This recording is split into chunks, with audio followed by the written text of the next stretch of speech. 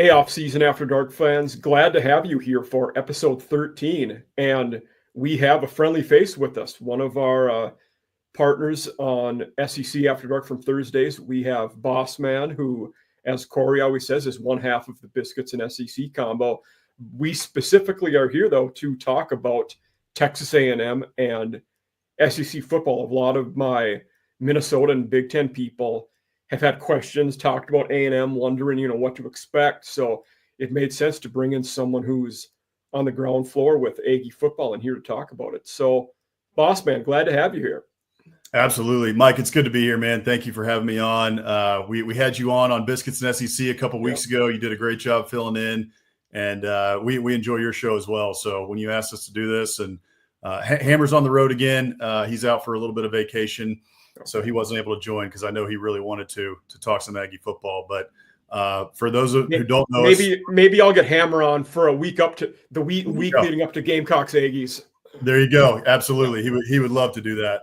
But yeah, we're Biscuits and SEC. You can find us at Biscuits and SEC across all platforms, and we'll be sure to promote this one as well. And for those who don't know as well, we're myself, Bossman, Hammer. We both graduated from A&M. I was an Aggie grad 14. And Hank graduated from A&M in 17. So we've been Aggie fans all our lives. Our dad went to A&M as well. So we're most well-versed in A&M football, and then obviously cover all the SEC as well and just love the SEC as a whole. So going to be fun tonight to talk some Aggie football. And like your friends, I know they have a lot of questions like you told me, and I understand why. The Aggies are a bit of an enigma this year. They've got a lot of talent, but there's also a lot of question marks. So we can talk a lot about those tonight. Absolutely. And those of you out there who may not be familiar with their Biscuits and SEC show, you should subscribe to the newsletter. It's fantastic, and you'll get it once a week. So that's right. That would be beneficial to you. So let's dive right into Aggie football. I mean, they were year one of Mike Elko. They finished 8-5, had a good season, though the context there is they started a lot better than they finished. I mean, they were one of the teams until the last week of conference play. They controlled their own destiny to the SEC title game, and they just couldn't get across the finish line. I'm not saying this to gloat, but the game at South Carolina was a big change for them. I mean, that was the Gamecocks took it to them, and they weren't the same after that. No, that's exactly right. And I mean, you're the last undefeated team in SEC play. Last year, and then you end up dropping, I think it was like 3 of the last 4 or something crazy like that. And the only win that came in there was against your Cupcake.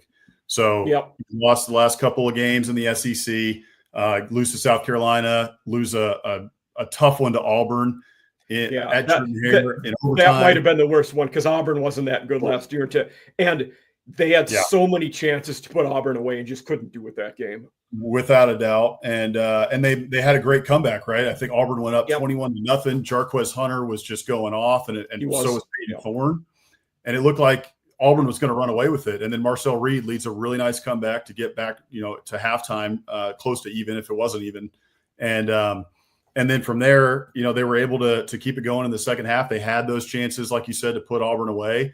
And then I was actually watching the SEC football any given Saturday on Netflix, and they go through the 3 losses of A&M, and it just was like excruciating for me to watch those, full in Technicolor, especially the one with Amari Daniels dropping the ball there at Auburn in the 4th overtime. So, the season did not end as Aggies would want it, and it kind of brought back the TDS, which Aggies know is not TDS. TDS is not the right term. BAS, Battered Aggie Syndrome. Okay.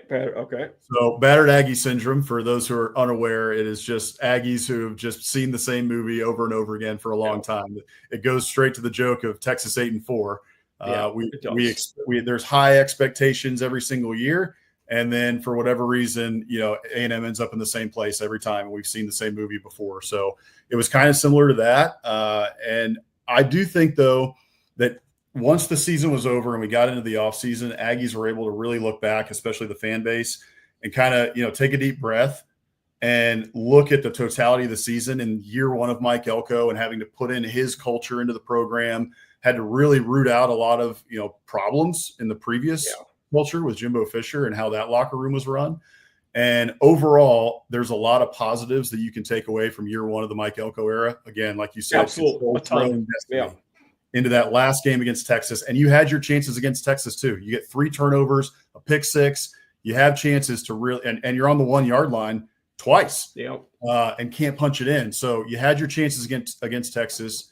There are a lot of positives to take away from last season, but you also have to look at the negatives as well and say, okay, there's a lot of room for improvement going into 2025. Yeah, I remember that game. I mean, in the second half, they shut the Longhorns down. Texas's offense couldn't do anything after halftime in that game. No, they couldn't. The special teams played incredibly well. So there was a lot of things that you should be excited about if you're an Aggie, even with some of the heartbreak, that took place. You're right there, right, against Auburn. You should have had Auburn, right? So you should have had that 9th win there. And then, against Texas, no one expected you to win that game. No. In Kyle Field, Texas was, incredibly good. They obviously, made a deep run in the college football playoff. And it's also not like not all their games were bad. Like shortly before they started losing games, you beat a good LSU and you throttle a good Missouri team. I mean, what did they beat Mizzou? They beat them by like 40, didn't they? Something like that. 41-10, I believe, was the final score. Okay. Yeah. So, no, exactly. The early season went as well as you could have hoped, especially in year one of Mike Elko, especially with all the transfers coming in. I remember going into last year, there was a lot of talk, and the question marks for A&M going in was obviously, okay, year one of Elko. But the second thing people were talking about was, all right, well, how do these transfers mesh? We're talking about that for a lot of teams across the conference this year, including like LSU, right, for their defense. Everyone's wondering what's that going to look like with so many transfers coming in. Well, the same question was being asked of A&M going into the 2024 season because Mike Elko backfilled the roster with a lot of transfers. And for the most part, a lot of them did very well. You can point to like somebody like Will Lee, who had a really, really good season last year. He was at SEC Media Days for A&M because of how well he played. And he's expected to be the top corner, maybe one of the top corners in the conference this year. So there were a lot of transfers from last year that Mike Elko brought in that ended up being solid and really helping that team. And now should be a decent player now coming from Alabama. Yes. So there's more transfers that have come in, not as many as there were last year. And those transfers that did come in, a lot of them stayed and now have, another year under their belt in that system. And it seems like a lot of the transfers they brought in this year, it's not necessarily guys who need to be number one right away. It's guys that'll be depth and you can work in because there are so many returning guys from last year, which is always a positive. Definitely. I think that you can look at really 3 position groups in terms of the transfers, if you want to talk transfers for A&M. The first one is wide receiver. And that is – A&M was talented at wide receiver last year, but they didn't live up to their potential. Noah Thomas was their leading receiver. A&M has not had a 1,000-yard receiver, I believe, since Josh Reynolds in 2016, I think it was. Okay. It's been a long time. So it is a long time. Noah Thomas was the leading receiver last year. I believe he was a little bit over 500 yards. And he's now at Georgia, as we all know. But they brought in the transfer from NC State, KC Concepcion. You brought in Mario Craver from Mississippi State. There are a lot of stuff. There's a lot of talk coming out of camp at A&M that Mario Craver is, he's a burner and to watch out for him. So the transfers that A&M brought in at wide receiver, people are very excited about. My only question there, and we can talk about this a little bit later, is height. They really don't have a lot of size at wide receiver. A lot of speed, some guys who can run routes, not a lot of height. Like we're talking about Craver being, that explosive burner type guy. I was looking at their receivers and looking at ADT, so average depth of throw, how far downfield the receiver is when you're catching the ball. Concepcion, 6.9 yards. That's in average. Terry Bussey, 8 yards. Isaiah Williams, 6 yards. Those are all pretty normal. Then you look at Craver, 18.6 yards. ADT. Yeah. So he's catching it downfield. Without a downfield. Yeah. So he got a lot of depth in those routes when he was getting balls for Michael Van Buren last year at Mississippi State. So that's the first one to think about with transfers. The second one is defensive line, and then the final one is in the secondary. And defensive line, they brought in a lot of guys who are interesting, have some talent. They brought in Sam Mpemba from Georgia, Tyler Onendime from Iowa State. Yep. Yeah, and a couple others as well. So they added TJ Searcy came in from Florida. Yeah, Searcy from Florida. That's right. So they added some guys with a lot of talent who will compete for starting jobs and to push some of the guys they already had on the roster, and as well as have rotation. Right, you're going to have a decent rotation now on the defensive line, and I would argue that A&M has had very talented defensive lines now for probably the last 4 years at least. And it even goes back like all the way towards Myles Garrett and guys like that. So A&M has been very talented along the defensive line for a long time now. And I think that while the last year's group may have been slightly more talented or more NFL guys that pop off the page, this one might be more productive. The ones last year, go look at their stats. Even those guys that went to the NFL, Shamar Stork, Shamar Turner, Nick Spurton, okay, yes, they affected games without a doubt. You've watched some tape. They were definitely affecting games, affecting the quarterback. But you look at their stats with tackles for loss and sacks and those sorts of stats, and they didn't really produce at the clip that you'd expect them to. No. So I almost think that, I believe that this year, this defensive line will produce at a higher clip than what we saw last year. And then finally, the secondary, again, same sort of thing with the defensive line. They brought in guys with a lot of talent who should push the guys who are already on the roster. They brought in Julian Humphrey from Georgia. He should compete for a starting spot. They brought in Jordan Shaw from Washington, who started at Washington, and he should also compete for a starting spot. He was at Indiana before that too. Right. And so you've got those two guys. Will Lee is going to start at cornerback for sure. So it's really kind of three guys who are pushing for that, or really four guys almost. Which is Tyreek Chappelle. So Tyreek Chappelle should be back. He's played solid at corner for a while at A&M, but he was out for most of last year with an injury. So he's back from injury. And then you've got Des Ricks as well, who started most of last year. Mm-hmm. And then those two transfers that I just mentioned. So those guys will compete on the other side at corner. Some of those guys may rotate in at nickel. And then, on the backside, you've got Marcus Ratcliffe, who is coming back. You've got Bryce Anderson, who he was actually injured most of last year. They really didn't talk much about that. I haven't. So we'll see. He didn't have the year that Aggies expected him to have, and I think we will see him in a much better place this year in terms of his production, because I think he should be fully healthy. So really, my questions are at the cornerback position. Who's going to fill that second slot on the other side of Will Lee? And then can this defensive line really, push up and end up being, productive and hopefully more productive than the line last year? That's very good takes there. Yeah, I know. What do you expect out of the O-line this year? The tackles to me look all right. Trey Zune and then Demetrius Crownover both seem like pretty solid players. Yeah. On the inside there, Armaj Reed Adams was at Kansas before. Mm-hmm. We know who he is, and I'm excited about the offensive line. We've talked about this on SEC After Dark. We've talked about this on Biscuits and SEC as well, where you look at the best lines in college football. It's not necessarily about talent. It's almost always about, one, your size, and then two, how long have they been playing together? Yeah. How senior is your line, right? Like 2023 Michigan's a great example of that. Those guys that all played together 3-4 years and they road graded everybody. Exactly. Like when you go back and look at the recent Joe Moore Award finalists, or the ones who have won. And if you just start going and picking off their line, okay, like what was the left tackle? What was the center? What was the right tackle? The guard, whatever. Almost always it's at least four of those guys are upperclassmen. And then maybe you've got one of those guys, who's just a phenom, maybe a freshman or a sophomore who was a 4 or 5 star recruit who just is super talented, right? And just plugged right in. Yeah. So A&M is pretty senior on the line this year. They've got, like you said, Armaj Reed Adams, who should be an all SEC offensive lineman. He'll be an NFL guard. Absolutely. Yeah, for sure. Yeah. Chase Bizantis, he'll play in the NFL as well.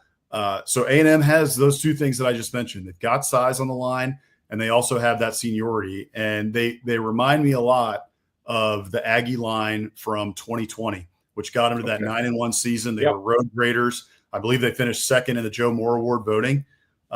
So they have a lot of similarities to that line, and that was A&M's best team in a long time. So by far the best Jimbo team. Yeah, I mean they were good. Easily.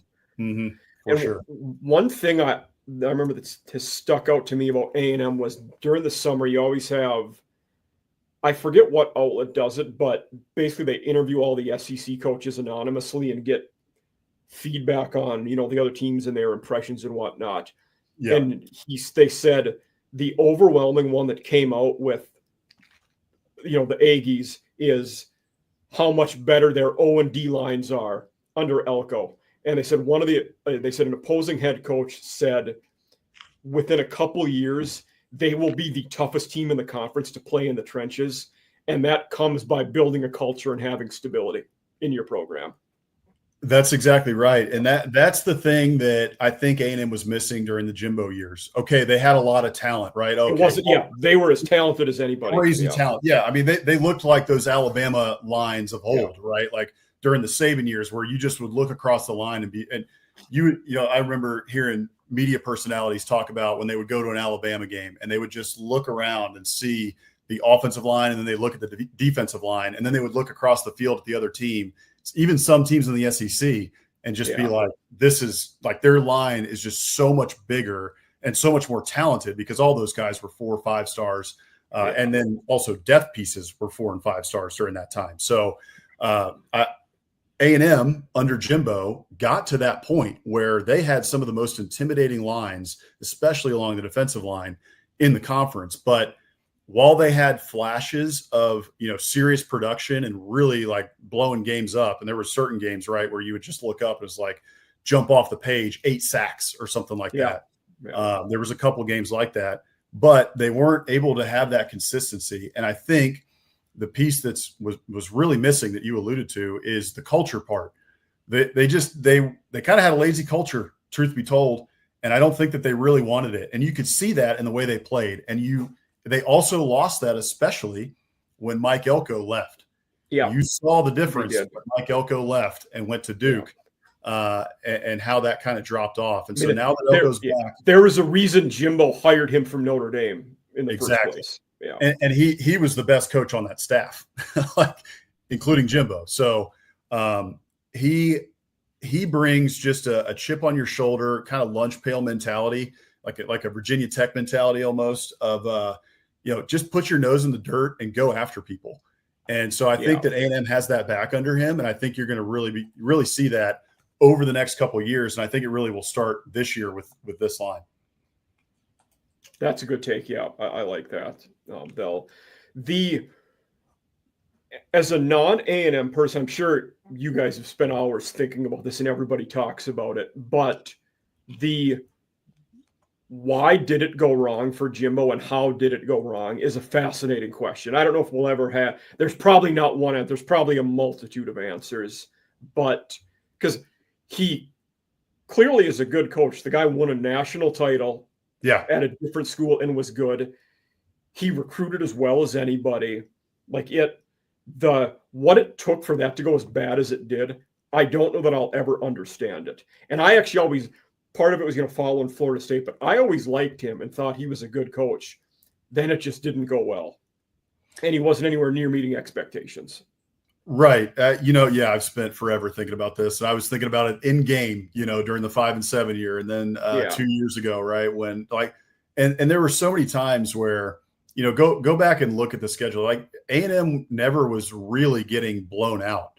They were close in a lot of those games, and they just couldn't get over the hump for whatever reason. If there was a couple things that I would point to as to why Jimbo's tenure at A&M didn't work out. And by the way, just to say it for the record, I loved Jimbo Fisher. I thought that he was a fantastic fit at A&M. Yep.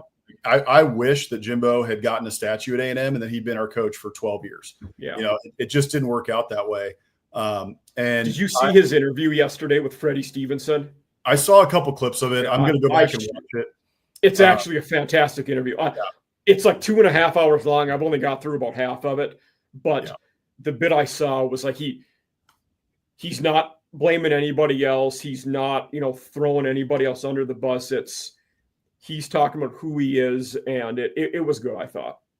And, he mentioned in that interview, I saw a clip about how he's like, I loved A&M. Yeah. And yeah, I mean, we loved him too. Like near the end, Aggie started to turn on him. And that's what happens whenever, any coach is having struggles and, struggles over multiple years. But I don't think it was ever, we were frustrated with him just because of some of the play calls and different things like that. Obviously how the seasons were going. But I don't think anybody ever really disliked him as a person. I think for the most part, at least I can speak for myself, I always loved his fast talking thing. He embraced our culture from the beginning. Not everybody. A&M's not for everybody. I'll be the first to say that. But he fit our culture very well. He embraced it from the start, and it's unfortunate that it went the way that it did. If I could point to a couple things as to where it went wrong for him, the first one is culture. I'll point to that. I mean, that's an easy one to scapegoat, but you just see the fruits of the labor and what you saw on the field. And then you go back to his time at Florida State and you start hearing stories. We know the stories about Jameis at Florida State. We know about some of the stories about their 5 stars and kind of getting like kid glove treatment there. Well, the same thing started happening at A&M, and it started to come out on the field where, you'd see guys being lazy, especially when seasons started to not go that well. Yeah. And then the two other quick things. It's easy to keep things together when you're winning. That's a very good point. Yeah, exactly. Especially when you're getting these kids that are, really high recruits. And I'll say this and then I'll finish it up with 2 other thoughts. But when I think that we got really enamored with stars instead of kids that fit the program. And Mike Elko is doing the opposite now. And I think that for a long time, Kirby Smart has done a very good job of that at Georgia. Okay, they can get just about anybody that they want in terms of recruiting, but still they're going through, and for years they've done the best at identifying talent at the top level of the 4 and 5 star level who also fit Georgia and fit the program versus just going after 4 and 5 stars because they're 4 and 5 stars. Except when Texas Tech pays millions of dollars to sign your in-state guys like they did a couple days ago. That's true. Well, we'll see how that works out for them because now they're doing the same thing that Jimbo did in 2022. They are. Which is just throwing money at kids and saying, hey, just come to Texas A&M. We got money. And, it was all about that versus all about the program and the culture fit. And can you really help us and do your job? And instead it became all about me. And, what are you going to give me? And we saw that with multiple players, and not to name names, but I'll name 2 names, Walter Nolan and Evan Stewart. Those kids were extraordinarily talented, but for the most part, they were there for the paycheck. And not really there for the culture and the buy-in and, kind of the team mentality. It clearly has worked out for Nolan. Stewart, it remains to be seen. We will not, he's hurt. We will not see him play football this year at Oregon. So who knows?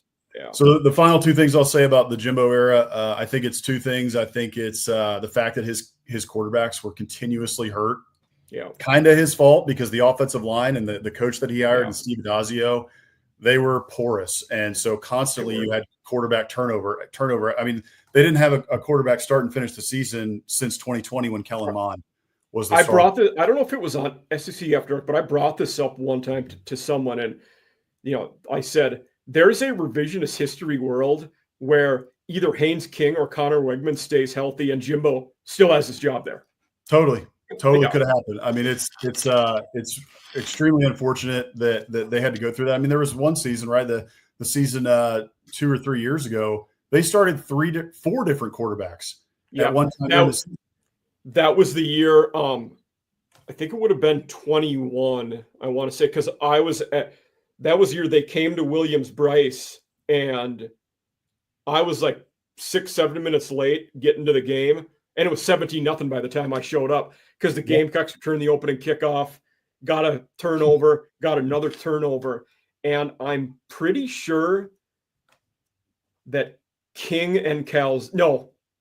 I think King and Calzada were the 2 guys that played in that game as quarterbacks. No, I'm sure that's right. And then whenever it was that Marcel Reed came in, so I think Jimbo had been fired by this point, but 2023, they started at one point. They started who was it? It was they started Marcel Reed in the bowl game. They started Max Johnson for a couple games. They started Connor Weigman, and then Connor Weigman got hurt at some point. And then I'm even forgetting one. Oh, they had Jacob Henderson, the Fresno State transfer. Yep. So it was 4 different quarterbacks who started during that year. So I think that the quarterback turnover really was a problem for Jimbo during his tenure. And then finally, it was the offense. Everybody talked about that offense for years. And then even when he hired Bobby Petrino, he didn't really give him, total control. No. And that was a problem. So while it improved under Bobby Petrino, it was still Jimbo's archaic offense. And he was just stubborn as a mule and refused to update his offense. And he was constantly up there. Stephen Willis, our friend, likes to talk about the Cheesecake Factory menu. And it was true. Yeah. It was too complicated for these days. When he had the yeah. I always remember that. Yeah, exactly. So it's weird how the offensive coordinator and the play calling was a blind spot for him being an offensive guy, whereas he did a very good job hiring deep. Elko and DJ Durkin are very good defensive coordinators. Yeah. Durkin, obviously, there was the Maryland stuff, and he, was kind of persona non grata for a while. The overall ratings for their pass D was unbelievable when he was at A&M. Yeah. DJ DJ Durkin did a fine job. And, Aggies got a little bit annoyed with them at times because there was a couple games where it was like the Miami game, for instance, a couple years ago where Tyler Van Dyke just threw all over him. But for the most part, DJ Durkin did a good job. The problem was that he followed Mike Elko, and Mike Elko did such a good job that DJ Durkin, didn't look as good in comparison.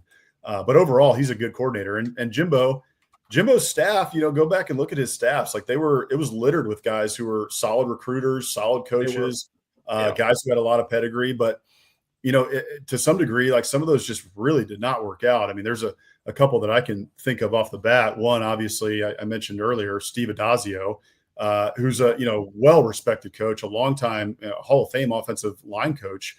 But for 2 years at A&M, it was terrible. It was unbelievable. Aggies were calling for him to be fired after the first year. Yeah. Elijah Robinson was a hell of a D-line coach. He's the D coordinator at Syracuse now. Incredible coach. And I'm forgetting the guy's name right now. But he was Tyler Santucci was a younger. He came with Elko.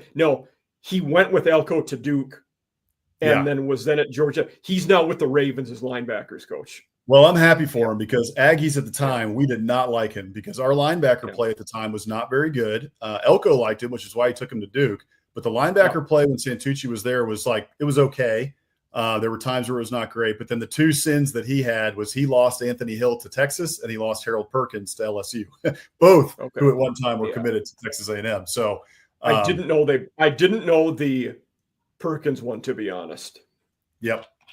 Okay. Yeah, he was committed to A&M and then flipped late in the cycle to LSU, and both of those were pinned on Santucci for better or for worse. But so anyway, those were the two coaches. So but again, like overall, Jimbo's tenure, he had probably 80% hit rate on his coaches. They were pretty darn good, which is pretty good, for a head coach to have that type of hit rate on your coaching staff. Makes me wonder, had he given up the offense and just been the CEO style head coach, could someone have done better as the O coordinator? Say if you let Petrino be the guy and do whatever he wants on offense, would you have done better?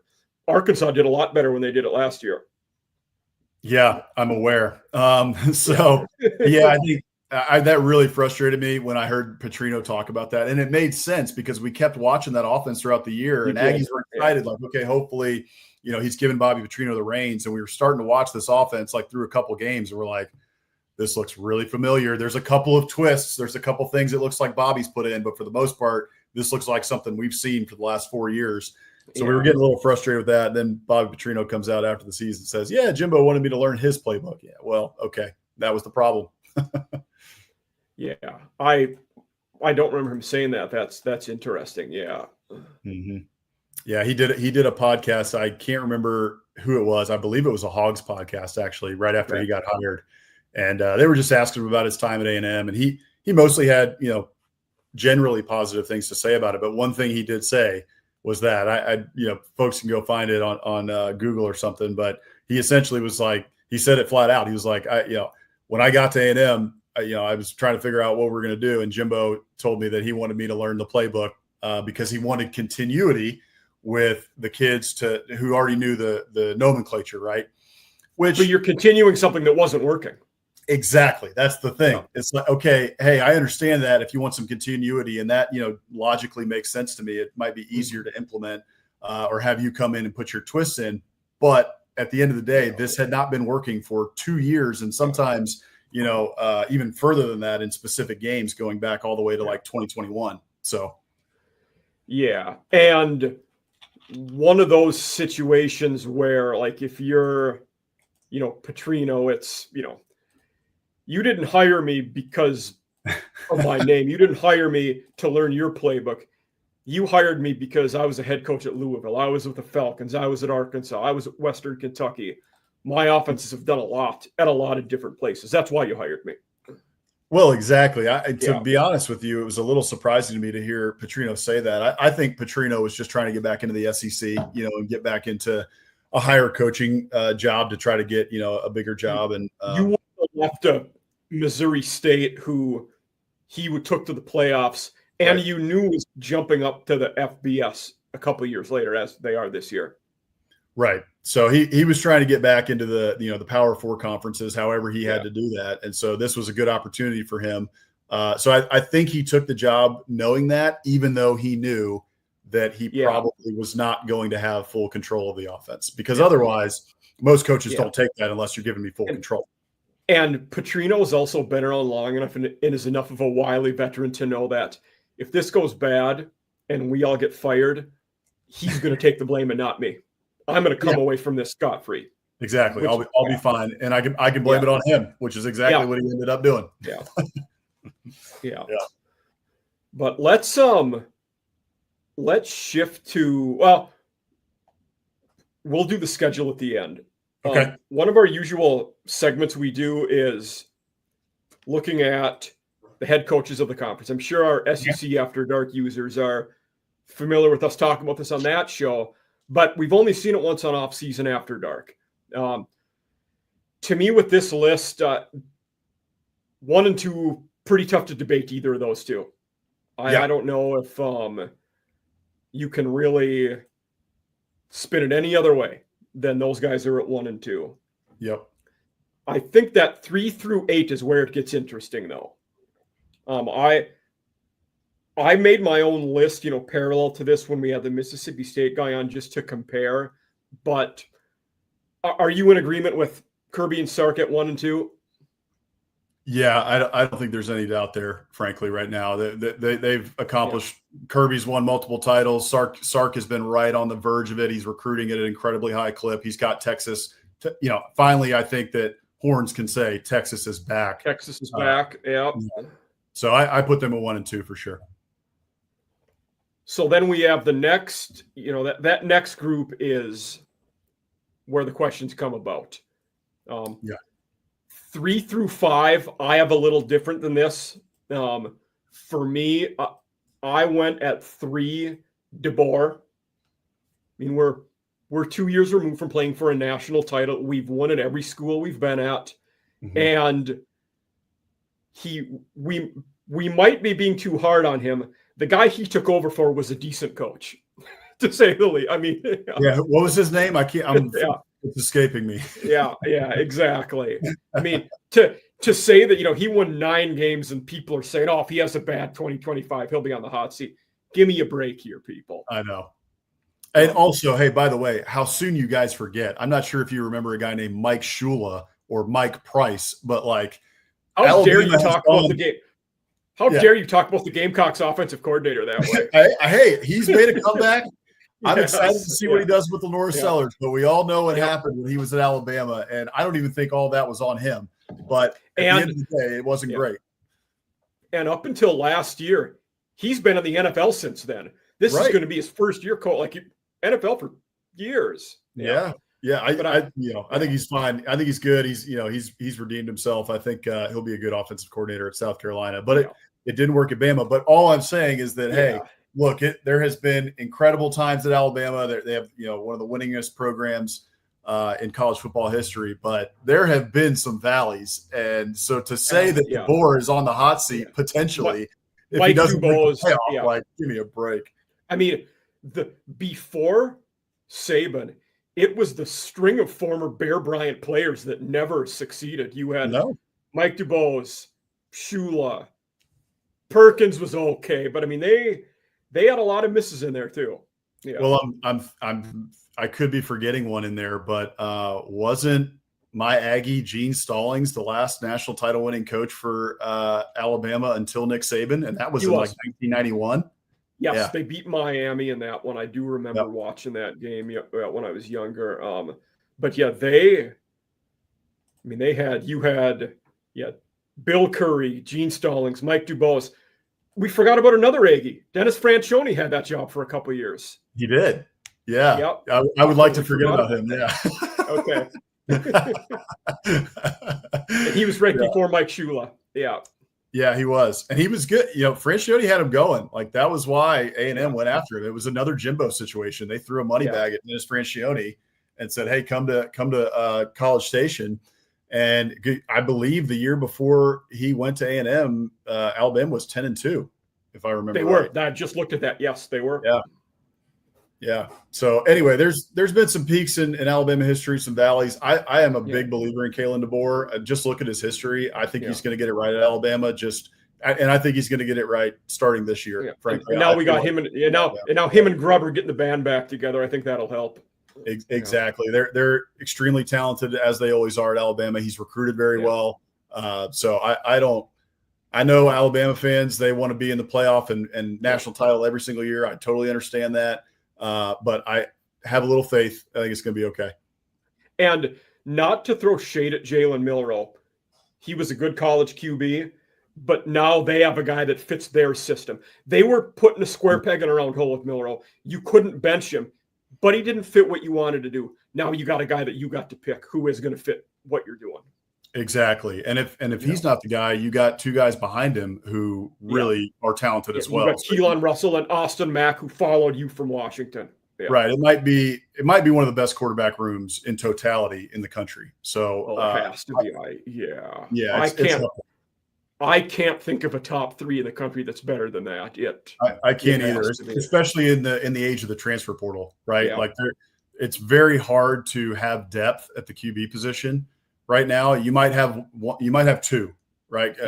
Somebody who's an upperclassman like a Ty Simpson, and maybe a freshman or a redshirt freshman, or maybe a sophomore who's back there who's waiting in the wings. And then in between that, usually you're filling. I mean, A&M had to do that this year. Mm-hmm. Speaking, going back to A&M real quick, like they've got Marcel Reed to start at quarterback. They've got Miles O'Neill, who's a sophomore or maybe a redshirt freshman, and then they brought in Jacob Zeno, who's a seventh year, I believe, from UAB.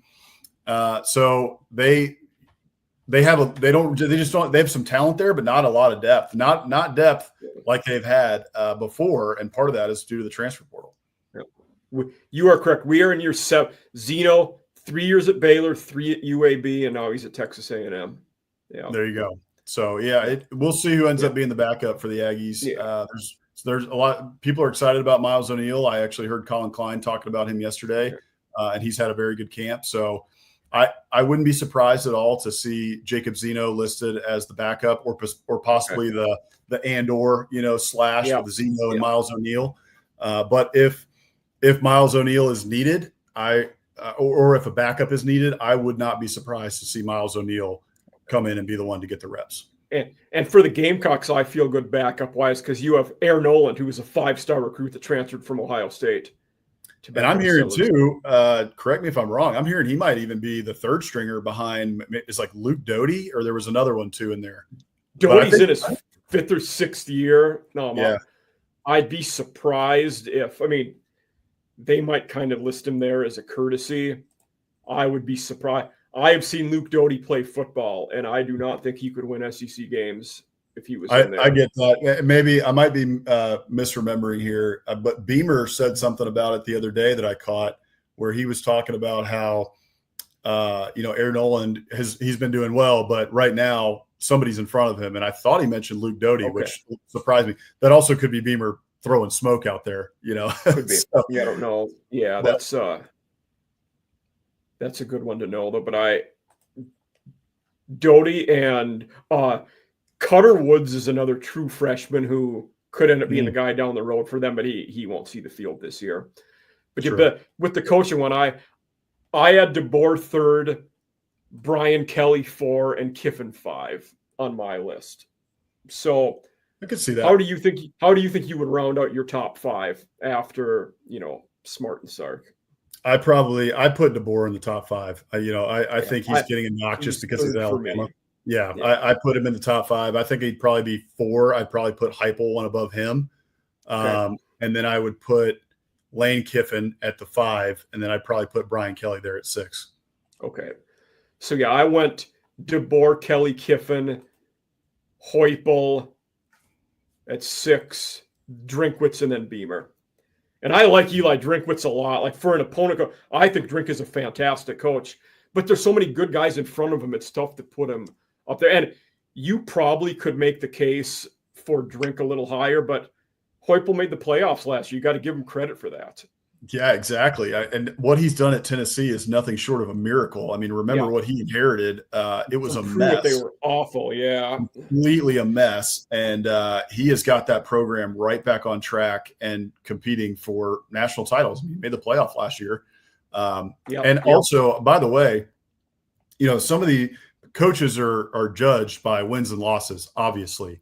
And that's what, is happening here with this list. It's always by wins and losses. That's why Mark Stoops is at number 15, because Mark Stoops has actually had a very successful career at Kentucky. He's a lot higher on my list when we get there. Yeah. See? So he should be, right? Overall, his overall coaching career at Kentucky has been very successful.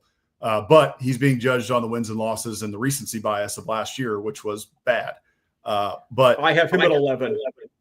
Yeah, I totally understand that. But, to get back to Heupel there, just quickly, I would say while they're judged on wins and losses, there's a lot of other things that go into how good a coach is. And one of those things is just some intangibles and how they handle certain situations. I think Josh Heupel did a fantastic job of handling the situation with Nico Iamaleava this offseason. He handled it just about as well as he could have. And it was a impossible situation that he was put in. And he handled it about as well as he could have. And so overall, I think that Tennessee has the right guy there for a long time. So I have Josh Heupel high.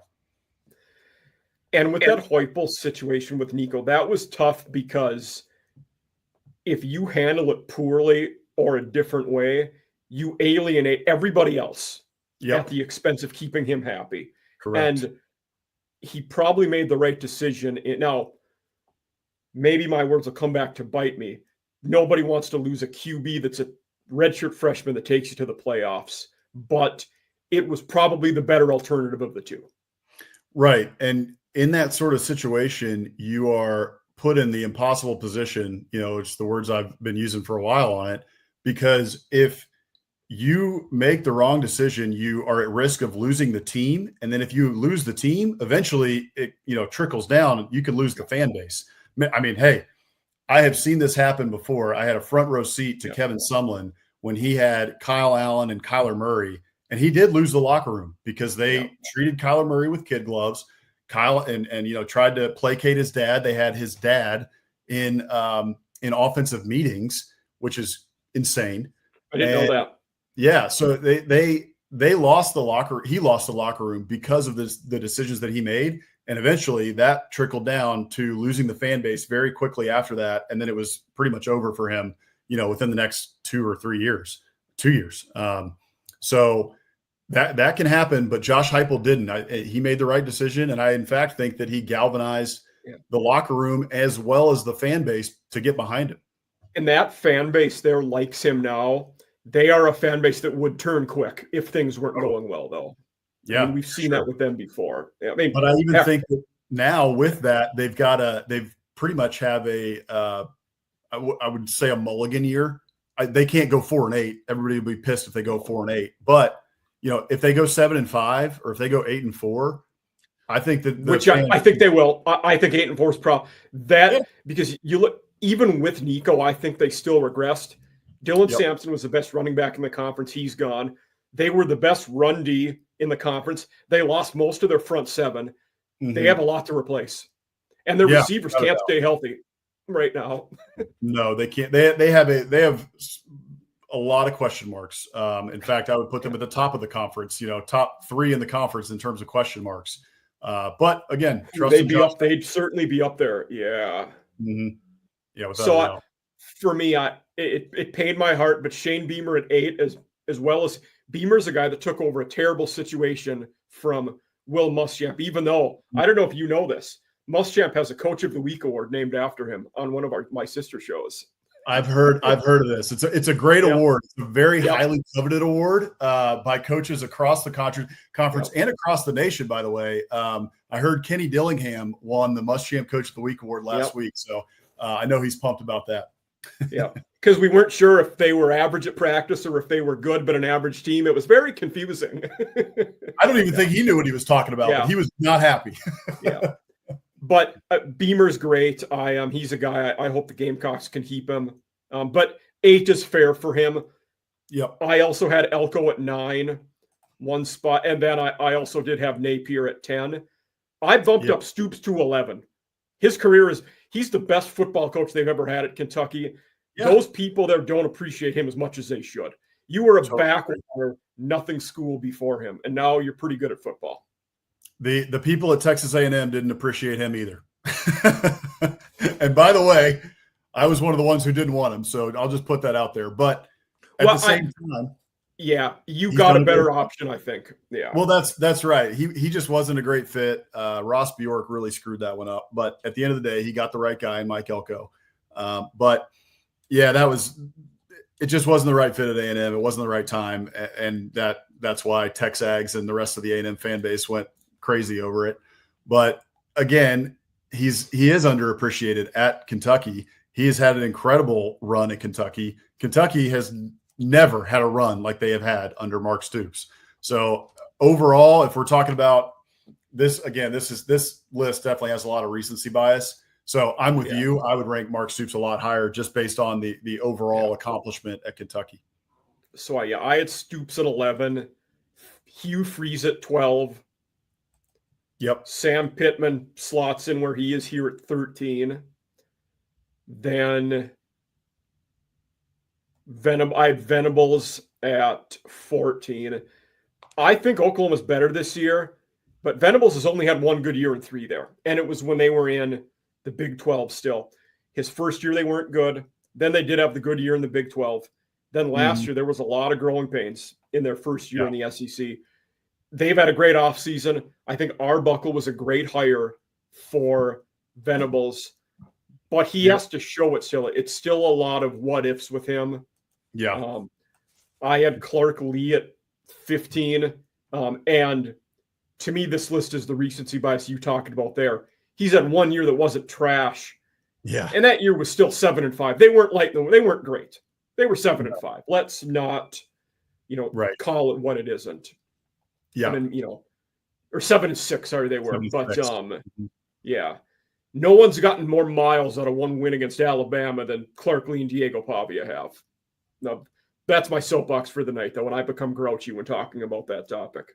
There's only one man who has, and his name is Kevin Sumlin. He got many years off of one win against Alabama. Yes, he did. That is fair. Not even necessarily that, but more so money. He got a lot more money off of one win against Alabama. Like at least when the Gamecocks beat him. Well, Spurrier was the head coach, and that dude was already in the Hall of Fame. So he didn't make his career by beating Saban. Yeah. No, exactly. That's right. But I think Lee at 15. I mean, we're talking about a career 16-33 head coach who, if they didn't win 7 last year, well, if they would have won 5 or less, probably would have got fired. I'm happy for him. Vandy was a great story last year. And the question marks surrounding them this year are a good topic to talk about. But they got to do it twice in a row. Yeah. Let's see the encore. Let's see what they got this year. You got Diego Pavia coming back. He's extremely confident. Maybe the most confident guy I've ever met, including Johnny Manziel, who I had a up close seat for. But that's another one of my SEC bias things that I feel people. Why is Diego Pavia confident, but Thomas Castellanos is an asshole when he does it with Florida State? Like, they're saying the same things basically. They are, but it's one of those things where you got to prove it on the field, and Pavia has. Castellanos really hasn't. Like, he's got a win or two under there, but if you get benched, they're both slightly above 500 career quarterbacks. Pavia has a bigger one. I'm not saying he doesn't. Yeah, right. Exactly. But, Diego Pavia owns Alabama. He has beaten Alabama. Yeah. He's beaten Auburn. He had Texas on the ropes last year. He did. Diego Pavia, to me, at least in 1 year, he has shown it on the field, whereas Thomas Castellanos, I don't know how much he can really back up that. That's fair. I think that's absolutely fair. Yeah. And Jeff Lebby has to be last on the list. He might do good things. He's been there 1 year and they were awful. I think Jeff Lebby's a good coach. He's just he's in a very, very difficult situation there at Mississippi State. And again, just, hey, look at that list real quick. Yeah. There are ridiculously good coaches all over this conference. It's probably the strongest in terms of coaches that it's ever been. And so somebody has to be 16. Yeah. And right now it's Jeff Lebby. Jeff Lebby, I could see hopefully this doesn't happen to him, because it would be nice for Mississippi State to be competitive. But I could see him being in a scenario where after 3 or 4 years he gets fired. He's still a very young guy, and it wouldn't shock me if you see him go back to being an OC somewhere for a couple of years, kick it around, gets another shot as a P4 head coach, and makes it somewhere else where the odds aren't stacked against you so much. I think that I could totally see that happening. I wish the best for him there. I think he's a good coach. I really like him. Watching, again, talking about SEC football any given Saturday, I encourage people. This isn't an ad. Nothing I've done for that show is an ad. I just Netflix doesn't need us to do advertisements. No, they definitely don't. So not an ad at all. But I liked Jeff Lebby and everything that I saw from him in those episodes that he was featured in. And so I think Mississippi State has the right guy. They just gotta stick with him. Let's give him 5 years and see what he can do. But even then, man, even if you give him 5 years, like it's going to be tough. It is. I always ask my guests 2 questions about coaches at the end. The first one is the generic, who's on the hottest seat? My answer is Billy Napier. I want to hear yours. It can be the same. It can be anybody. I waffle between 2, and they're actually different than yours, but I think that I would give the edge to Sam Pittman. Okay. I think he's on the hottest seat there at Arkansas. Frankly, the fan base wanted him gone after last year. They did. Yeah. But due to payout structures, buyout, like everything that's kind of swirling around college football, Arkansas is not a program that is in the best position to make financial decisions like that. And so they weren't able to do it last year. But I think that he's in the most difficult position of any of these guys because of the turnover that he has had with the transfer portal. He's had so many guys go in and out of that program in the last 2 years. It's unbelievable how many kids that they have had transfer in and out of the program in the last 2 years. So it's hard to really have a lot of continuity and, really culture. It's tough to build a culture when you have all these kids going in and out. And then he's also had issues at coordinator, right? When the hire of Dan Enos was a disaster, as we all know. Yeah. And so he had a strong early start. Who'd have thought we were in a scenario where Bobby Petrino would be the stabilizing force of your coaching staff? Yeah, life is funny, huh? But yeah, so I put Sam Pittman up there. My second one was going to be Hugh Freeze. I think that Auburn is getting, it's starting to wear thin there. They're not very happy with where recruiting is right now. And so he's got to put some wins on the board this year. This is the most talented Auburn team that they have had probably since a Gus Malzahn team walked out on the field. And they got to put wins on the board because of that. If they don't put some wins on the board this year, I really do think that Auburn will pony up and get rid of them. And I think that he will be back next year. If I had to guess, I think that he's got enough talent that I think that they're going to be able to get it done, maybe get to 8 wins. But that would be my second one. Then I think Napier's nipping at their heels right there.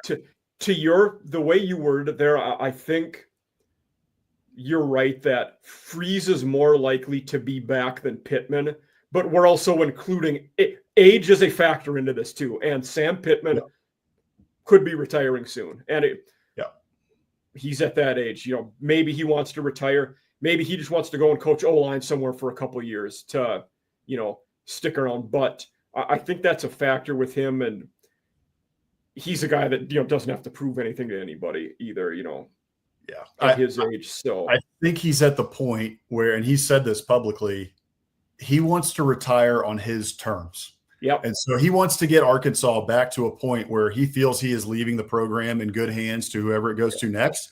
So for him, I think he wants to have a good season this year. And if they can have an amazing season, maybe he'll retire. But good season this year, get the program back to the point where they're winning 8 or 9 games in 2026. And then, okay, let's go retire, have some cold beer, nurse this hip, and go to the lake. He's another guy who people don't respect how bad the program was when he took over. Chad Morris was awful when he was there. They were just trash. And Pittman, he will leave the job better than when he took over. And that's some mark of a good coach anyway. I think so. Yeah. I love Sam Pittman too, by the way. I love guys who are great fits at their school. Yeah. And I think I talked about it earlier, Jimbo Fisher, I think was a great fit at A&M just in terms of personality. Yeah. Another great one was Ed Orgeron at LSU. I wish Ed Orgeron had been at LSU for 20 years because he was the perfect coach for the Cajuns. And, I think that Sam Pittman is a perfect coach for Arkansas. So I really want to see him have success there.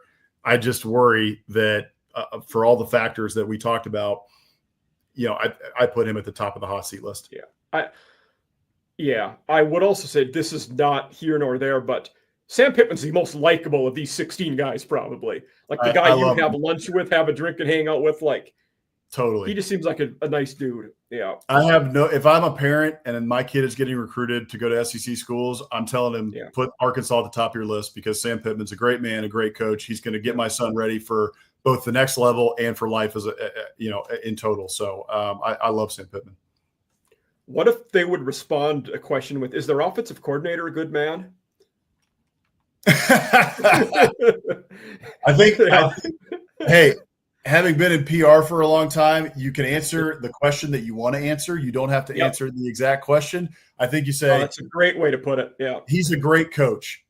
Bobby Petrino is a great coach, which is why he's here at Arkansas. And we're glad to have him here. He's an amazing coach. He won everywhere. Yep. Exactly. And after the hot seat one, my next question, and this one is difficult with the SEC, but which coach is the most likely to get a blue blood job? Now, this one's different in the SEC or Big Ten because the coaches in those two conferences, they're not leaving for many jobs. There's a handful of jobs you would leave the SEC or Big Ten for, and a lot of those jobs might be within conference. Yeah, I'm looking at this list, and you're looking at like 6 to 8 blue bloods, depending on what your metric is. It's what guys would actually leave the job they're at, and B, what job would be big enough to pull them away. I have one on this list that kind of plays off of what I said before, but I would like to hear unless you want to hear mine first. I bet you that ours are probably going to be the same, but I'm not sure. So I'm going to go with Eli Drinkwitz. Yes, that is mine. Yeah. I think Drink is a really good coach. I hate to say it, but secretly I love the guy. His little speech at SEC Media Days talking about, I'm not going to talk about the Epstein list. He's cracking jokes the whole time. My favorite Drinkwitz one was when he walked out there and the first thing he said, at least I got the fight song right. Yeah. It's hard not to love the guy. I mean, he pulls some ridiculous stunts like the Theo Weiss blanket thing last year. But when he had the signs at the basketball game and just looked kind of dorky. Yeah, he's a funny guy. So I like him a lot. But, Missouri is a good program. They've got a lot of history, but I don't know that most would consider them a blue blood. And I think and I mentioned this last night on the show, but I kind of piggybacked that off of my hot seat one. Mm-hmm. I think if they have a decent year, he's a good candidate for Florida. And you probably leave Missouri for Florida.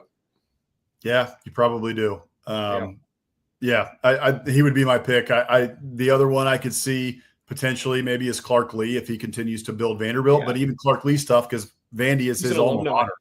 I don't think he's leaving Vandy. The one there's two more that I kind of wonder. Say Jeff Levy has a couple of 6, 7, 8 win years.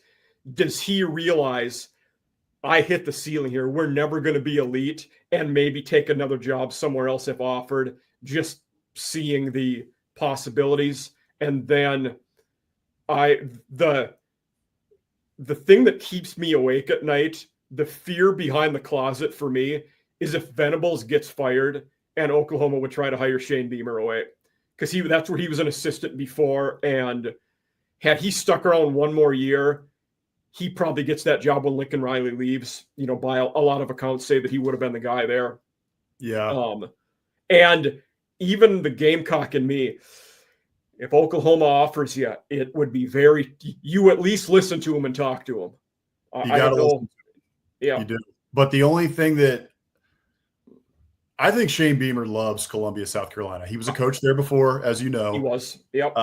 So he's got a lot of history there. And I think he really wants to build South Carolina to get him back to the Spurrier ways, right? The Spurrier winning ways. And whenever you hear him talk about South Carolina, you can tell that he has a deep affinity for the place. Yeah. So the reason you talk to Oklahoma is because it's Oklahoma, but it's also because you want a raise, and every coach wants a raise, no matter who it is. So you talk to your agent and you say, hey, get the best offer you can. And then I really want to stay at South Carolina.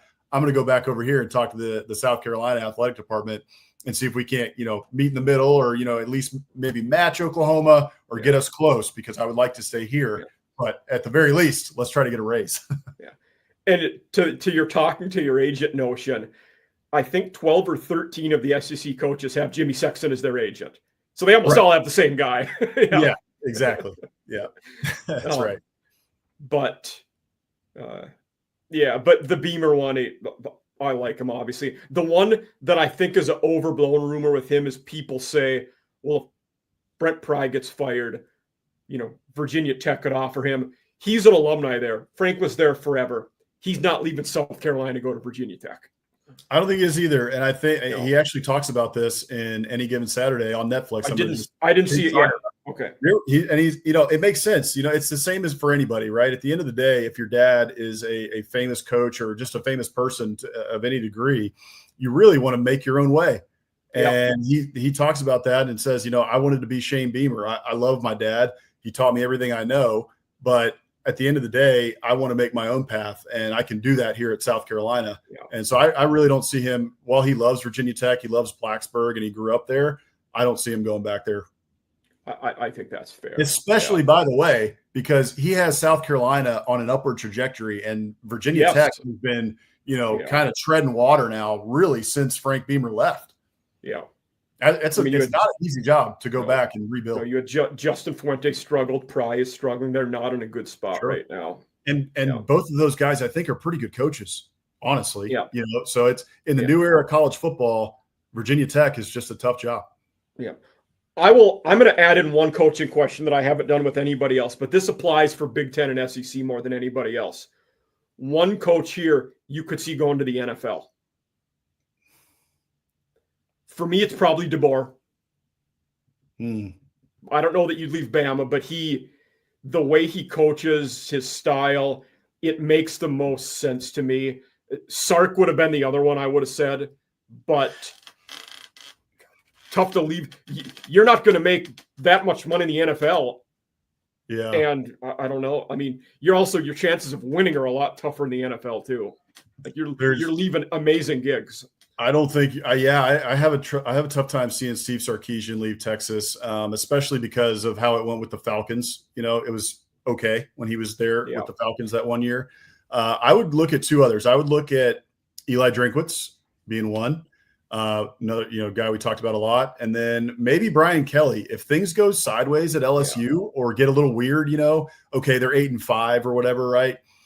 And the fan base really starts to turn on him. I could see him look at an NFL head coaching job, and I think that there would be a little bit of interest there because overall he's been an incredible coach, and he definitely knows how to win football games. Yeah. So I could see him looking at, say I don't know, the Panthers, right? Just to use an example, but a team that is not very good, maybe in the lower half of the NFL, looking at someone like Brian Kelly and saying this guy has produced winning organizations, and LSU it's a tough place to coach, and maybe we'll give him a shot. But that's a long shot. I really don't know that Brian Kelly has any interest in the NFL. Yeah, yeah. The one random one I could see with him, or it pops up. You're thinking about another coach who is really struggling, but a program that's been really good. If Luke Fickell would get fired at Wisconsin, that would be an interesting one for Kelly, because it's, hey, I was in the Midwest before. I won a lot of games at Notre Dame. And at LSU here, they don't really like me. They're not giving me the respect I deserve. It'd be one to think about. Like, I could see where both sides are just okay with moving on if you're Kelly and LSU. Yeah, I could see that. I've got a guy that they should hire. They should look at a guy at Illinois named Brett Bielema. Yeah. If I'm Wisconsin, he had success there before. He did. He certainly did. He's done pretty well everywhere he's been. So, yeah. But that's our coaches. We'll move on. We're taking up a bit of time here, but we got time, man. If you want to roll, we can do a long show. We're used to that at Biscuits and SEC. For those who watch that show, we go to hour and a half a lot. not by design. No, we got the QB list here, and top of it, I feel like with this one, like similar to the last one, but maybe a little deeper. Those top four, I can't really argue with. The one where it's the question for everybody, where do you have Arch on the list? And I had him a lot lower on my list. Then I started watching him and diving a little more into it. It's like, whoa, he has the tools. He has the skills. He's making good decisions. So then I became higher on Arch as I did a little more homework into him. So I did have Nussmeier 1, Sellers 2. Even the Gamecock and me couldn't put him at number 1. Mm-hmm. Him and Legway have the highest ceilings probably, but we got to see him though. I mean, when you stopped Sellers from running last year, those are the teams that beat him because he couldn't do it with his arm. So I actually had Arch and Legway inverted. So I had Arch 3, Legway at 4. I think that's fair. I'm glad to see Arch not at number 1, frankly, as an Aggie. But also, my bias aside, I just don't think we've seen enough from him. And I do think he's going to be a great quarterback. He has all the tools. I would also say, with Lenora Sellers and DJ Lagway, you said they have the highest ceiling. I think that they do, except for Arch Manning. I think Arch Manning probably has the highest ceiling of anybody in the conference. But Lenora Sellers, DJ Lagway definitely have high ceilings. I'm a huge believer in DJ Lagway. And then Garrett Nussmeier, I think he's the obvious number 1 choice. And going into year 2 as the starter, he should really elevate his game, I would think, as well. And he's got plenty of talent around him in order to be successful. So I think he's number 1. I think that's fair. I think that top 5 is pretty solid. Diego Pavia is pretty high. The one name that sticks out to me on this list is Gunnar Stockton. I think he is way too low, to be honest with you. I look at the games that he had against Texas and the spot that he was put in. And then also you go back and watch that Notre Dame game in the playoffs, and he played very well. He had a lot of drops. His receivers in that game did not help him at all. And I'm a lot higher on Gunnar Stockton than most people are. So I look at him at 12 on this list, and I think that's way too low. I have him at 14, so that's where I'm at with him. Yeah. Well, hey, some people are obviously 12. You got him at 14. I just look at those 2 games and I'm like, I don't know what I'm missing. Maybe I need to go back and rewatch him again. But I just think that he's getting dinged a little bit for being put in tough positions in 2 games that he played overall pretty well in. And so he's behind a lot of guys that we haven't seen a lot of. I mean, Austin Simmons, he has a very high ceiling too. I'd probably put him behind those, 3 that we talked about earlier as the next guy. I had Simmons at 6 where he's at. Mm-hmm. My kind of scandalous take here. I had John Mateer at 5.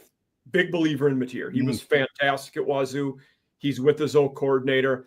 I've seen enough of him at a pretty high level to think, to warrant him being at 5. You bring up a good point, though, of I'm being way harsher on Stockton than I am on Austin Simmons. I'm being tougher on Stockton than I am on Ty Simpson and Austin Simmons, even though, we haven't seen him play a ton. Yeah. You brought up 2 points with Stockton playing well.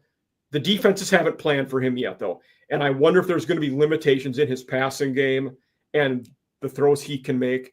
Now, I do think his coaches there are among the best in the country. They're going to put him in places where he will be successful. I do believe that.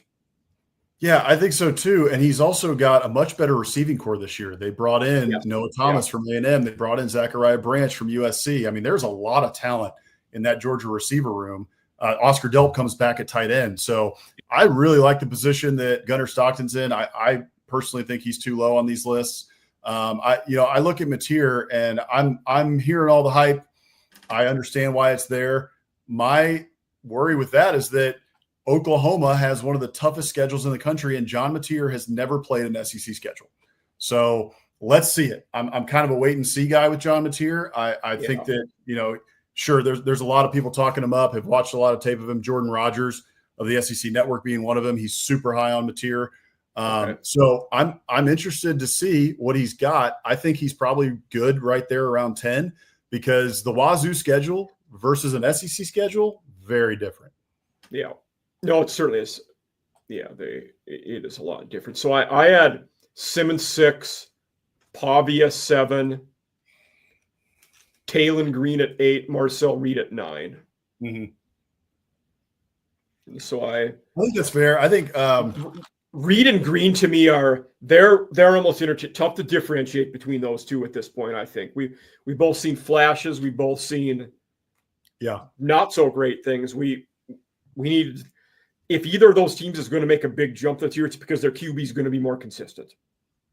Right. I'm with you too on Marcel Reed. I would fluctuate him between that 7 to 9 spot. I think that's fair. We know everything he can do with his legs. He's got incredible, rushing ability, but the passing has to pick up. And Aggies, the Aggie media has kind of looked at that and said, "Hey, he's made some great throws. Go back and watch the tape." Yes, that's true. However, there was a great piece on this by Connor O'Gara from Saturday Down South, so I encourage people to go read it.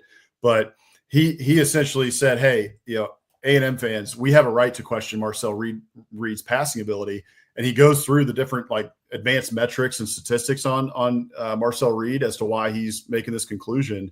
And basically, he comes to it. He's like, "There's a lot to be desired," and these different metrics that he only had a couple passes a game in some games, right? Because they were trying to go run heavy. But I think that he will improve as a passer this year for a couple reasons. I think his wide receiver core, like we talked about at the top of the show, is much improved and much more talented than it was last year. And he's got an offensive line to protect him, a very good offensive line. And then also he's got 2 running backs that will, press to be the best in the conference this year, which includes Le'Veon Moss at the top and then Reuben Owens, who should be back fully healthy. So those guys running the ball behind those hogs, those maroon goons on the offensive line, should open up some passing lanes for Marcel Reed. So I expect him to be improved as a passer, but he's got to show it. Certainly does. Yeah. Then for me at so that was 8. Or I had those two at 8, 9, 10. I had Blake Shapen, so I bumped him up 1 from this list. Okay. We've seen Shapen play quite a bit of football, and he's not the problem. If Mississippi State's going to be bad again, I don't think it's because of him. Mm-hmm. He's a guy who, he got hurt. He played 4 games last year. He got hurt, but he had a 8-to-1 touchdown interception ratio last year before getting dinged up. He played a lot of football at Baylor. He's another guy entering year 7 of college football. So I bumped Shapen up to 10. Then Ty Simpson at 11. I had Jackson Arnold at 12, so I'm a little lower on Jackson Arnold. We saw him last year, and he wasn't good, and we're in the same conference.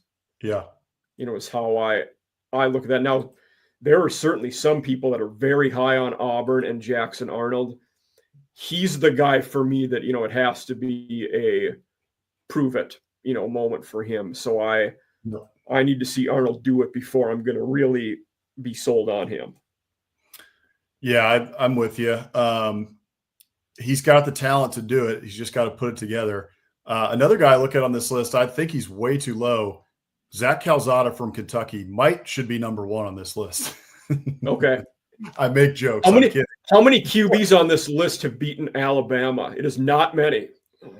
No, it's not. I mean, looking at it, I'm trying to think. I think it might only be Zach Calzada. No, Pavia did last year. You're right. Pavia and Zach Calzada. It might be 2. Yeah.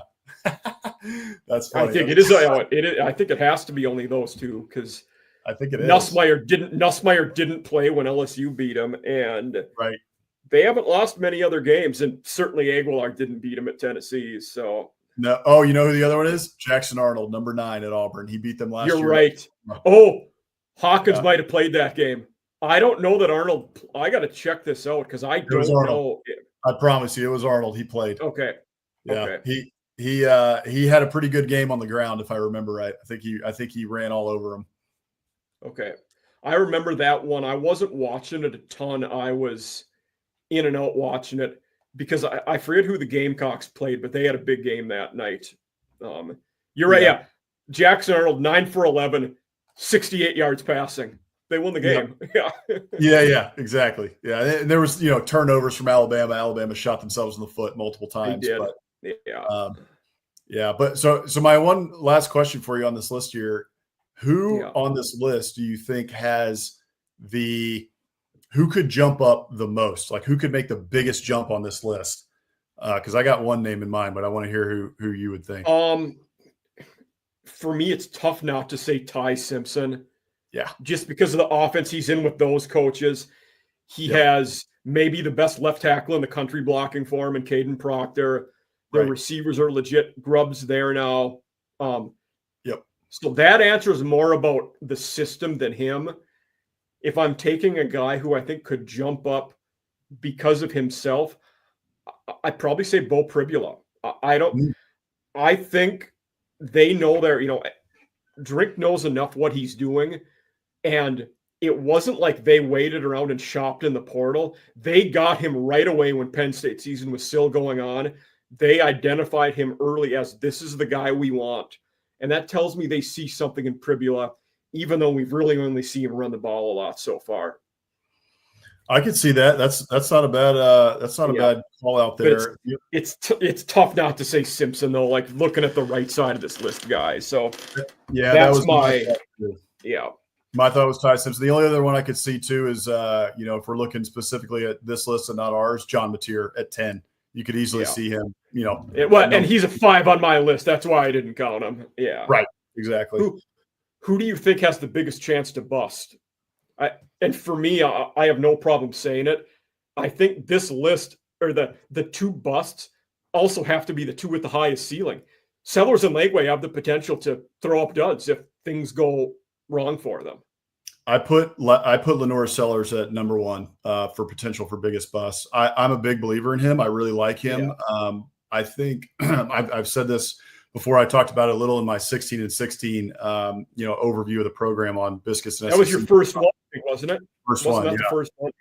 Yeah. So I'm just a little bit worried about what he has around him. Nick Harbor. He's got a lot of talent. We've seen some flashes. It's got to come together. And so I don't know about the talent around him, and then also the offensive line in front of him to be able to keep him upright all season, but also, does he have enough around him? Are the connections there throughout the season for him? And so I'm not sure that South Carolina is as talented as they were last year overall, just on paper. Lost a lot on D. They lost a lot. So I think that he has the biggest potential to bust here because of how high he is on the list, but also for the reasons I mentioned just on the South Carolina roster. I think that's absolutely fair. Yeah. So that's a good question. Yeah. This is another SEC Big Ten, more specific one. This can be quarterback. I mean, usually as QBs, but it could be anybody. Who in the SEC has the best chance to win the Heisman Trophy? Well, if we're just talking quarterbacks here, it can be. You can say anybody. I'm going to say a QB, and I think. You think I'll say why I think it's going to be a QB. Last year was the anomaly that we had two non-QBs finish 1-2. Yep. The overwhelming majority of years, it is the quarterback on a playoff team. Right. I think we revert back to the mean, and that happens again. Yep. I agree. So for me, it might be the generic one looking at this list. I'm going to say Nussmeier because I think there's a good chance they're a playoff team. And if they are, he's going to be in New York. Yeah. I mean, in terms of talent, I'm going to say probably Lagway or Mateer. Okay. I know I was just, talking down about Mateer a little bit, but I know he has the talent to do it. I'm just a little worried about, playing an SEC schedule for a full year. But I think Lagway, in terms of his talent, I think he's the most talented quarterback in the conference. So I think he could win the Heisman, but then you put in the factor of, the team that goes to the playoff every year, or at least is, pushing for the playoff, right? Like, winning 9-10 games usually. Right. Win 9 games, win 9 games like Lenore Sellers did last year for South Carolina, right? Okay. Then you're for sure in the conversation.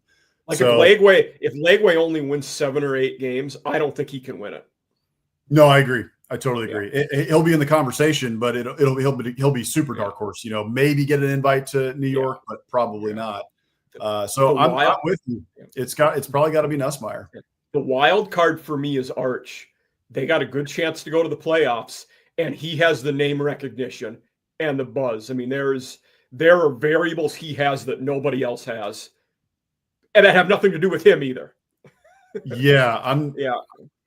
I'm with you too. Arch has the highest ceiling, of any of these guys, like I said. So, and he's got all the talent around him to make it work. I'm a little worried about the offensive line just because they're breaking in some new guys. Losing Banks was a big loss for them. He was unbelievable.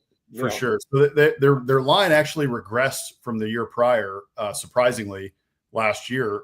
But, it was a very talented and experienced offensive line. This year they replaced, I think, 4. They replaced 4 across the offensive line. I think it was 4. Yeah. They're still very talented and they're towers and they've got the size and everything like that. But you got to break them in. And like we said earlier in the show, those lines that are the most talented and really, produce the most or produce the best are those lines that are seniors. So I'm a little worried about that, but I could see Arch for sure, in New York at the end of the year. Yeah, I think if you're a QB who's going to the playoffs from the Big Ten or SEC, there's a good chance you get to New York because that's how it is. Mm-hmm. Like as much as Steve loves to bag on him, Drew Ilar has a good chance to make it to New York because they're going to be a good team. And I also don't think he's nearly as bad as Steve says he is either. And I have told Steve this before. Yeah. But this is now the Chris Phillips's list, projected order of finish this year. For me, the only one that stands out to me, I'm way lower on Florida than this. I would have them somewhere in that 9 to 11 range. Okay. But Texas A&M way too low. Way too low. Okay. But I'm half. I know. Yeah. But A&M, those 4 teams, actually 5 even. Ole Miss, A&M, Carolina, Mizzou, Oklahoma, and even Tennessee could throw in. They're all vying for places in the same realm at this point. Yeah. They really all are. Yeah. Yeah. It's a grinder right in the middle there for sure. Yeah. Even Missouri. I mean, hey, look at Missouri there at number 9. And we just talked about how great of a coach Drinkwitz is, back-to-back 10-win seasons, and they got Missouri preseason at number 9 in the conference. Like, maybe. I don't know. Yeah, they're another team though that they lost a lot. They have a lot of things to shore up before the season starts. Definitely. And we'll see they do. Almost all their offensive production. Yes. Oh, yeah, absolutely. Yeah, running back. Now they brought in a stud running back in Ahmad Hardy, and then they got Kevin Coleman, who transferred from Mississippi State. But new QB, lost Luther Burden, lost Theo Weiss. There's things going on there that they need to figure out and production to replace. Yep. How many teams in the conference do you think don't make a bowl game? Man. I don't think Mississippi State or Kentucky do, and beyond them, there could be 14 that make it. I think for me, the next one that would be I would have Vandy as the next most likely not to make it, because I think Auburn and Arkansas both get a 6th win. I think so too. I would be if they don't, the wheels have fallen off. Yeah. Yeah, I would think that's right. I would go with probably 14. 13 or 14 make a bowl. So, Mississippi State, Kentucky's tough. Vandy's tough. Yeah, I could see a world where Arkansas or Auburn doesn't. If I had to pick one, it's probably probably Arkansas. Yeah, and I'm lower on Auburn than most, but I still think they get a 6th one. I don't think they miss a bowl game again this year. There's talent there. That's a talented roster. They're very talented. I'm very excited to watch Cam Coleman again this year. Yeah, they got, and then bringing in Singleton from Georgia Tech, and then Perry Thompson's another good one. They got good pass catchers for sure there. One of our team segments, I always have the guest pick. Who are the 2 teams you're picking to make the conference title game? I'm gonna go with. I think Alabama's gonna make it. I think they're that good this year, and then I think. From there, coin flip between Georgia and LSU. Okay. Yeah. That's where my head goes. I'm dumbfounded that Texas is number 1 in the country to start the year. I think that's – and I'm not saying they're not talented. I know they're extraordinarily talented, but there's so much that they have to replace on defense, on the defensive line. They got to replace a lot on the offensive line. They're breaking in a new quarterback. And because of that, I'm just surprised that they're number 1 in the country. I think really that's more so about the fact that there isn't a clear-cut, obvious number 1 team, right? Any of those top 4 to 5 teams in the number 1 or in the coaches poll that came out could really be ranked number 1. If you could make an argument for any of them.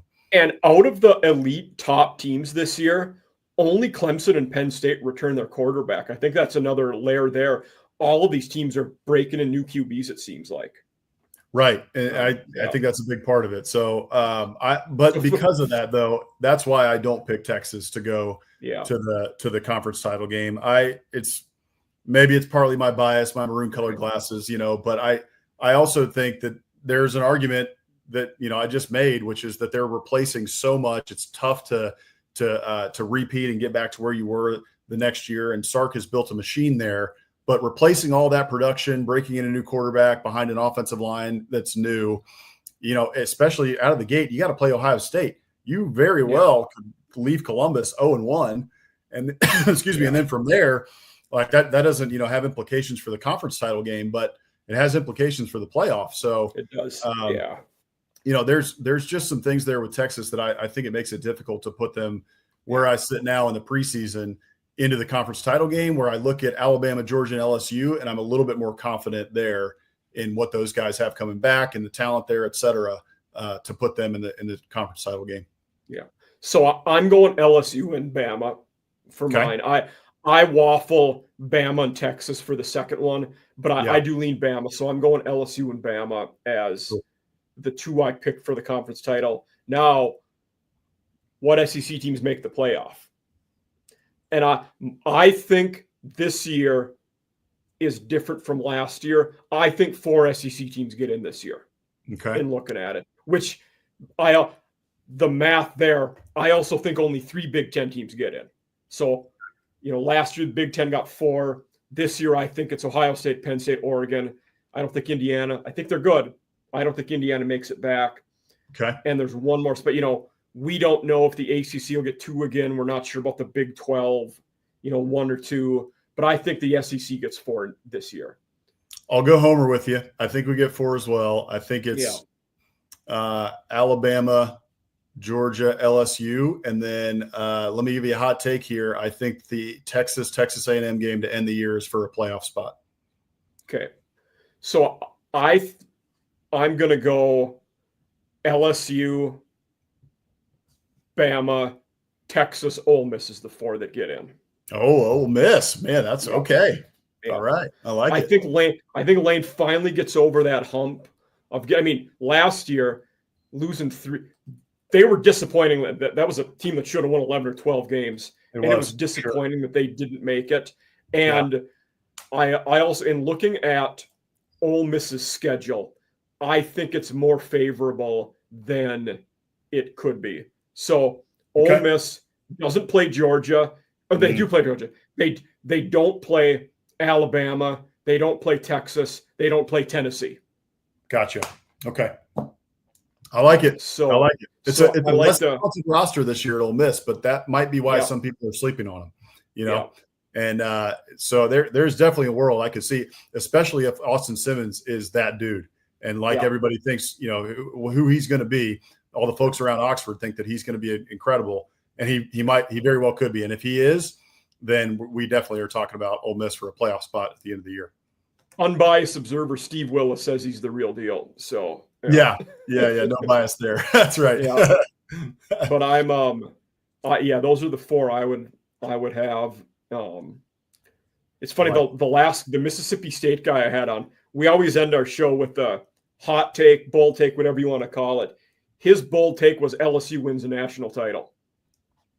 That is a bold take, man. It could happen. They have a lot of talent. The big question for LSU is, does that defense with all those transfers under Blake Baker finally come together? Because I think they're going to be really talented, really good. They're going to score a lot of points on offense like they have for the past couple of years under Brian Kelly. But the defense has been an abject disaster since Ed Orgeron was walking the sidelines. And so I do think that they will be much improved on defense, and I think that Blake Baker will start to get that under control, even more so than he did last year, because they made a big jump last year. Now they need to make another big jump.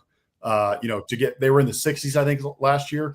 They need to get to around, say, 20 to 35, probably. I was going to say 35 is where you need to get to. Yeah, I think that's right. And then you have a real shot at really making the playoffs. So, do you want to go through A&M schedule real quick, and then we can end on the bold prediction?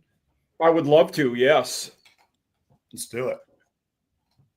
Okay, so we got this is the A&M schedule. So for those of you guys that aren't as familiar with their Biscuits and SEC show, they have one of these for every team and talk about their over and under.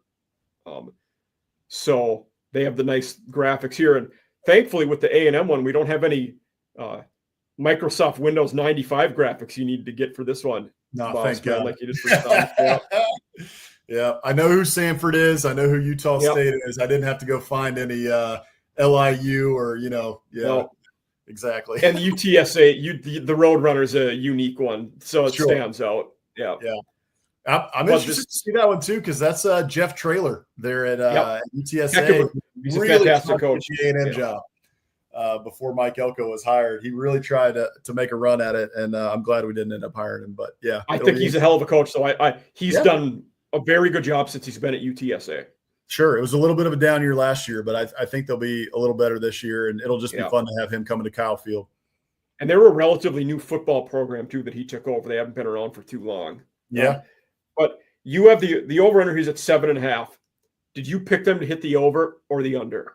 Yeah, I picked him to hit the over, and part of the reasoning is for our, the nickname that everybody's given us, Texas 8-4. We usually hit 8, and I think that there's definitely 8 wins here on the schedule, and I think the Aggies are going to push for 9 or 10 this year. To be honest with you, and I made that. I think I already said my bold prediction, which is that Texas and Texas A&M are going to be playing for a playoff spot at that game in Austin in November, on November 28th. So. That means that A&M has got to be at least at 8-2 there, right, going into that game, or 9-2. Yeah, I think going up to through the Arkansas game, I think they only have one. I think they're probably 6-1 going into LSU. Whether that loss is at Notre Dame is going to be incredibly tough to win. Yep. Florida could get you. Maybe Auburn could get you, but I think they only lose one game going into LSU. And at that point, you're really looking like the playoffs are a possibility. I agree with you. I definitely think they hit the over. And that to me, 9 seems likely at this point. I think that so. Really, not to be a homer again, but that game between them and the Gamecocks could be massive at that point for a team who, if you win that game for both squads, you could be looking at 9 or 10 wins. But if you lose, it's probably only 8 and less of a bowl game. And the Gamecocks, the back end of that schedule is a gauntlet. They have it is a grinder in the last bit of the schedule with them. Yeah, it's backloaded big time for the Gamecocks. And I think that this is, you always want to start out of the gate hot, and get some wins under your belt. And this schedule sets up really well for that. That third week at Notre Dame is tough. You could end up 2-1 after that. But Notre Dame's got some questions. So A&M, I think, is going to be very competitive in that game. It's, maybe Notre Dame is favored by like 3 in that game when the line comes out.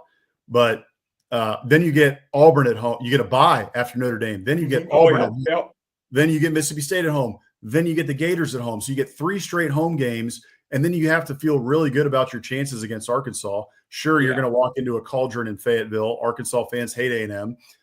But you have owned the Hogs for the better part of the decade, ever since you got into the SEC. So you have to feel good about that game. And then you get to LSU. So very easily the Aggies could be 6-1, head into that LSU game. And then, the schedule just sets up fairly favorably for the Aggies, especially the SEC schedule, the in-conference schedule, because your 2 toughest games are LSU and Texas. And, those ones are away. But the other ones, even your away games, you got to feel pretty good about. With Missouri, you beat the doors off of them last year with Connor Weigman starting at quarterback. You've owned Arkansas for a long time. So A&M has a very favorable schedule in that regard to get back to 8-4 at the very least, and potentially push for 9 or 10. And I think they start 6-1, going into LSU, and then the way I kind of look at it and lump them together, between LSU, Missouri, South Carolina, you probably drop one of those games. And that's like it would be really tough to say you win all 3 of them. But even if you only drop one of them, then you're still good going into the Texas week. And at that point, maybe even with a loss, there's a path to the playoffs there. Tougher, but possible. Very well could be. The only thing that worries me a little bit as an Aggie fan is that we always drop a game or 2 that we should not drop, and no one expects us to drop. We had that happen a couple times last year down the stretch against Auburn, against USC, and then I'm even forgetting one that we lost to. But so there's a game in there probably that we will drop that is not expected, but even so, I think that you're into that back half of the season and you're near the top of the conference and you're talking about, 9-10 wins, pushing for a potential spot in Atlanta and pushing for a potential spot in the college football playoff. I think the Gamecocks were the one you forgot. They were, and I maybe I did that intentionally. But that's all right. Hey, you get them, you get the Gamecocks at home this year, right? So you got to feel good about that. And the since A&M joined the conference, somehow we got paired as crossover rivals. Right. The Gamecocks have not played well in Kyle Field, as I'm sure you know well. That's right. And hey, talk about Arkansas. A&M has owned Arkansas. South Carolina is right behind them. A&M has really beaten South Carolina over the course of their time in the SEC. I think South Carolina has now gotten A&M 2 out of the last 3 years. But before that, just go back and look at the Winsipedia. A&M has, mostly owned South Carolina. They have, absolutely. Yeah. So we always end in Kyle Field. We always end with a hot take, bold take. What is yours going into this season? I think it's the one I mentioned. I think it's A&M and Texas are playing for a playoff spot near the end of the year. Okay. Yeah, I being an Aggie, I got to make a bold prediction there for the Aggies. I also maybe another bold prediction for you is maybe I'll give you two. I'll give you three, man. That's a big bonus here for offseason after dark. So that's my first one. Aggies and the Longhorns are playing for a spot in the college football playoff. Okay. And then two others from the Aggies. I'll say that KC Concepcion is in the talk for the Blitnikoff at the end of the year. And then Le'Veon Moss is I'll say he's the first team all SEC running back. I don't know how hot of a take that is, but I think it's hot. He's coming off injury. I think the Concepcion one's a much hotter take than the Moss one. Yeah, that's a good one. That means Marcel Reed has had a very good year. Yes, absolutely. I like it. Those are fantastic takes. We'll see. Don't clip me. No, I definitely won't. But viewers here, thank you for staying on and watching with us. This is a fantastic episode. Crossover, one of our SEC After Dark brethren. But again, you can find Bossman and his other half, Hammer, of the Biscuits and SEC show at Biscuits and SEC. They are live every Wednesday night. You should subscribe to the newsletter, follow them on X, YouTube, and, see them. So great to have you, Bossman. Thanks for being here. And we will certainly continue to collaborate and see more of each other. No doubt, Mike. Thanks for having me, man. This was a lot of fun. Absolutely.